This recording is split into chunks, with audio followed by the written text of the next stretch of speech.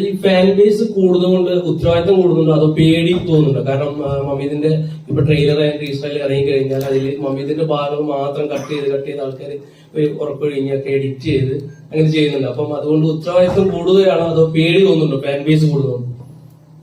പേടി തോന്നുന്നില്ല.